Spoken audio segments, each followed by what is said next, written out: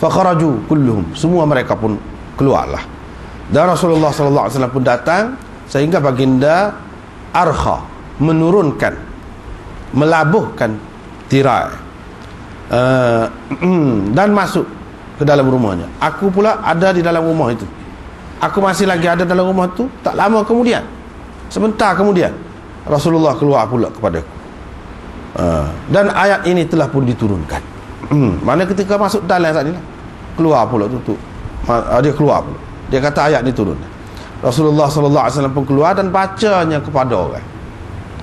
Ni, ya ayyuhallazina amanu la tadkhulu buyutan nabiyyi illa an yu'dhana lakum. Hak tadilah. Walakin idza du'itum, tetapi kalau kamu dijemput, fadkhulu, maka masuklah, baru masuk. Fa idza ta'imtum fantashiru, bila selesai makan, baliklah, seleraklah, bersurailah. Wala musta'nisina li hadith, jangan duduk galik buah pula. Inna dzalikum kana yu'dhin nabi, cara itu mengganggu Nabi sallallahu alaihi wasallam. Fa yastahyi minkum, tetapi dia berasa malu pada kamu untuk menceritakan. Wallahu la yastahyi minal haq, tetapi Allah Subhanahu wa taala tidak malu menyatakan kebenaran. Begitulah seterusnya ayat. Anas berkata, ana ahdathun nasi ahdan bihadhil ayat, aku orang yang paling segar, paling baru menerima ayat itu. Dan isteri-isteri Nabi pun dihijabkan. Lepas pada itu, bermula dari saat itu, isteri-isteri Nabi dihijabkan. Diriwayatkan dari Anas katanya, bila Nabi SAW berkahwin dengan Zainab, Ummu Sulaim telah menghadiahkan kepada Nabi SAW hais, ini makanan dalam taur bekas daripada batu. Anas berkata, Rasulullah SAW pun kata, pergi panggil, mari ke sini orang-orang Islam yang kau temui. Saya pun pergilah, mana jumpa panggil. Mereka pun mula masuk ke rumah Nabi SAW, makan dan keluar. Nabi SAW pula meletakkan tangan dia di atas makanan itu, fada'a fihi, dan dia doa lah apa yang dia doa lah dia nak doa. Itu makna masya Allah wa an yaqul. Fada'a fihi wa qala fihi masya Allah wa an yaqul. Yang Nabi SAW berdoa, apa-apalah doa dia. Dia tidak jelas, tak tahulah Gabriel dia baca, tapi doa. Apa yang dia nak doa tu dia doa. Dan saya tidak meninggalkan sesiapa pun yang saya temui, melainkan saya memanggil, menjemputnya. Mereka pun makan sehingga kenyang dan keluar, tetapi masih tinggal lagi segolongan daripada yang hadir itu, dan mereka lama duduk bual-bual lagi. Fa'atalu alaihi al-hadith, mereka lama duduk bual-bual dengan Nabi sallallahu alaihi wasallam. Nabi sallallahu alaihi wasallam pun malu kepada mereka untuk mengatakan sesuatu. Fa kharaja wa tarakahum fil bait, Nabi sallallahu alaihi wasallam pun keluar dan meninggalkan mereka duduk dalam rumah itu. Selepas itu Allah Subhanahu wa taala menurunkan ayat, ya ayyuhalladzina amanu la tadkhulu buyutan nabiyyi illa an yu'dhana lakum. Tadi jugalah. Cara itu, kalau kamu ikut cara itu, dzalikum athharu liqulubikum wa qulubihinna, itu lebih bersih, lebih menyucikan untuk hati kamu dan hati-hati mereka, yakni isteri-isteri Nabi sallallahu alaihi wasallam. Dengan hijab ini lebih selamat, lebih bersihlah. Begitulah. Baru ni kita sudah baca dah, tapi dah cuti seminggu tu, baca pula dan terjemah sekali lagi. Tak apalah. Dia adalah hadis yang kita baca ni ada banyak masalah. Banyak masalah yang perlu diselesaikan. Kalau tidak selesai, boleh menimbulkan kekeliruan.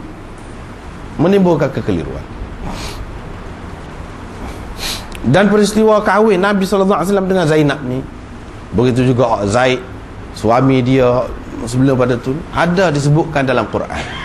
Tidak boleh sama sekali dipisahkan. Quran dengan hadis-hadis ini kena tengok kedua-dua. Kena tengok kedua, letak depan kedua-duanya, baru selesai. Dan apabila kita merujuk kepada Quran itu pula, di sana pada ketika mentafsirkan ayat itu, ulama-ulama pula macam-macam pula pendapat.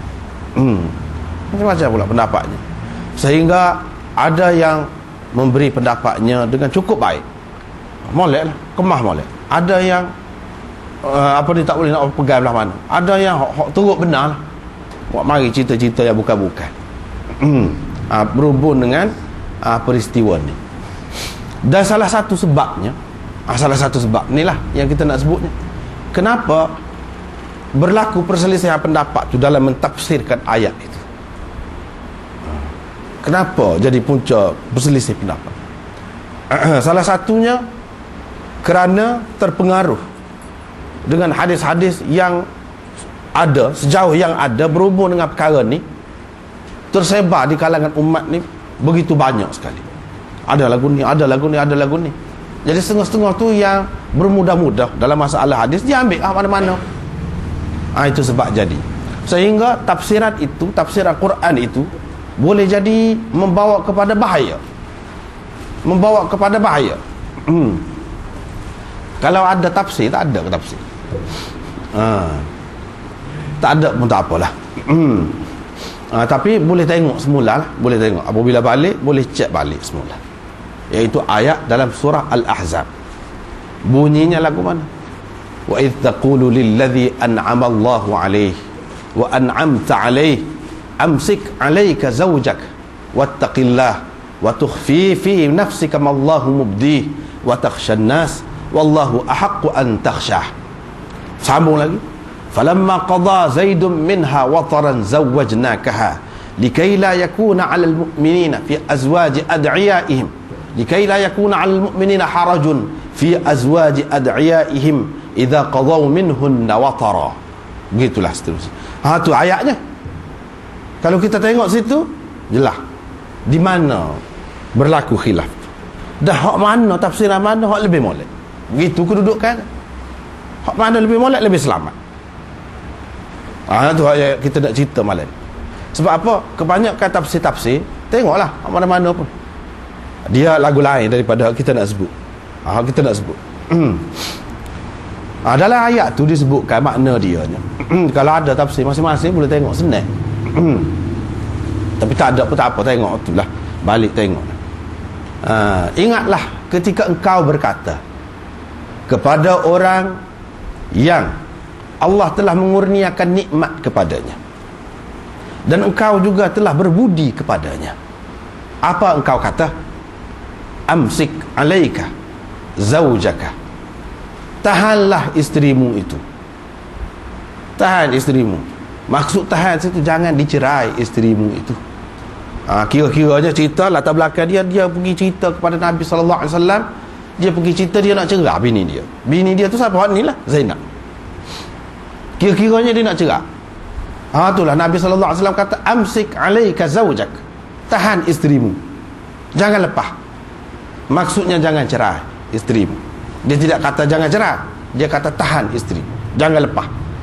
Itu bahasa halus lah. Wattaqillah, bertakwalah kepada Allah. Sebab cerai-cerai ni tak molek. Ke mana-mana pun. Asal dia tak molek. Dalam keadaan terpaksa, darurat, hak tu hak boleh jalan keluar. Tetapi main-main tak boleh. Kalau boleh tak sah. Wa tukhfi, wattaqillah, takutlah kamu kepada Allah. Wa tukhfi fi nafsika mallahu mubdih wa takhshan nas. Situ. Sebab perhati molek. Dan engkau menyembunyikan dalam dirimu apa yang Allah akan nyatakan nanti. Dan engkau takut kepada manusia. Wallahu ahaqqu an takhshah. Sedangkan Allah lah yang paling patut kamu takut. Allah lah yang patut kamu takut. Tak perlu takut kepada orang. Lepas pada tu ceritanya, apabila Zaid habis ceritanya dengan isterinya, yang ni habis edah ke apa? Zawwajnakaha.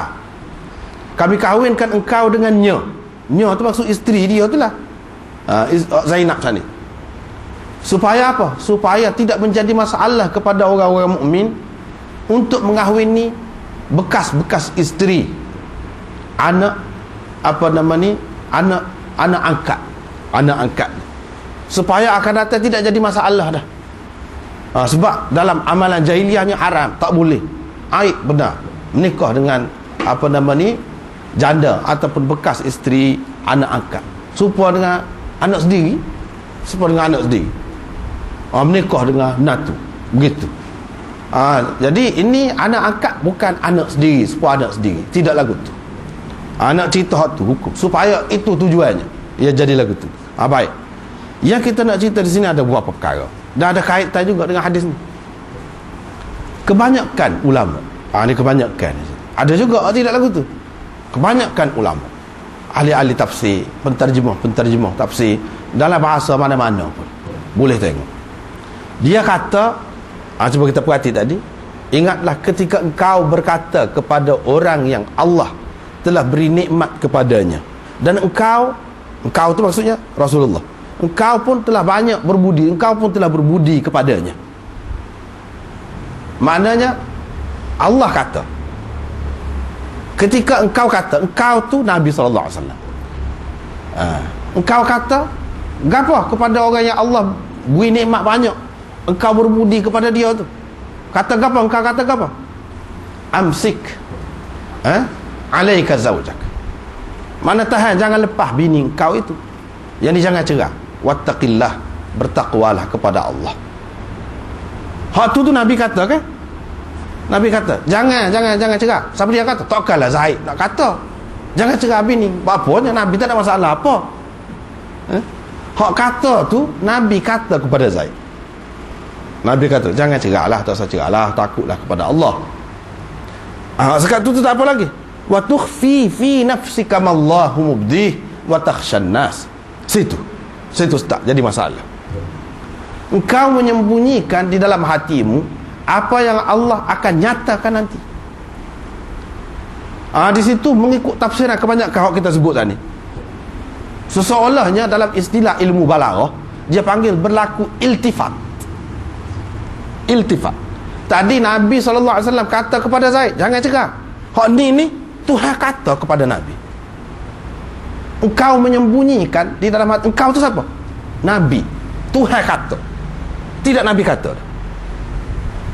Tidak Nabi kata kepada Zaid dah. Tetapi Tuhan kata kepada Nabi SAW, engkau menyembunyikan dalam diri engkau apa yang Allah akan nyatakan nanti. Tiba-tiba tadi Nabi kata kepada Zaid, berhenti sekat tu, jangan cerah bini, takutlah kepada Allah, sekat tu. Lepas tu Allah kata kepada Nabi, engkau sembunyikan dalam dirimu apa yang Allah akan nyatakan nanti. Tuhan kata kepada Nabi. Sedangkan hak betul nanti kita akan tengok lah. Hak betulnya, hak ni hak Nabi kata lagi kepada Zaid tu, sambungan, bukan ayat lain, sambungan. Engkau mu ni duk susuk sesuatu ni, sambungan, jangan cerah bini, takutlah kepada Allah, mu ni duk susuk sesuatu. Hak Nabi kata lagi, bukan Allah SWT kan. Allah SWT tu menukilkan hak Nabi kata. Hak Nabi kata kepada Zaid itu, Nabi kata, engkau duduk sembunyi dalam dirimu apa yang Allah akan nyatakan nanti. Ada ni sesuatu ni, benda sulit kan, hubungan suami isteri gapo ni, siapa mereka cerai berapa banyak, berlaku perceraian ni sulit. Benda tak wayak tu luar ni, dengar luar ni cerita lain, hak sebenarnya lain. Engkau duduk sembunyi. Itu maksudnya Allah SWT tidak kata kepada Nabi SAW. Allah SWT menukilkan seperti mana hak sebelum pada tu, hak Nabi SAW kata kepada Zaid. Tu cerita. Itu beza dia antara dua tafsiran. Tengoklah dalam tafsir mana-mana pun kebanyakannya dia kata siapa situ hak tu Allah kata kepada Nabi. Kenapa? Tu timbul. Kenapa Allah SWT kata lagu tu kepada Nabi? Tu kita nak faham tu. Kenapa Allah SWT kata kepada Nabi, engkau menyembunyikan adalah dirimu sesuatu yang Allah akan nyatakan. Sebabnya kononnya dikaitkan dengan hadis. Situlah peranan hadis, dikaitkan dengan hadis. Kononnya macam-macam lah. Hak tu hak beringat sikit tu dia tak kena banyak. Hak tak beringat tu kena parak benar. Hak parak dulu nak cerita hak parak. Hak paraknya lagu mana? Dia kata kononnya pernah suatu ketika Nabi SAW pergi ke rumah Zaid. Kebetulan Zaid tak ada. Ketika itu Zaid nak pecah baju, Nabi tengok, lalu jatuh hati. Tu Nabi kenal kepada Zainab itu. Waktu dia duduk susuk,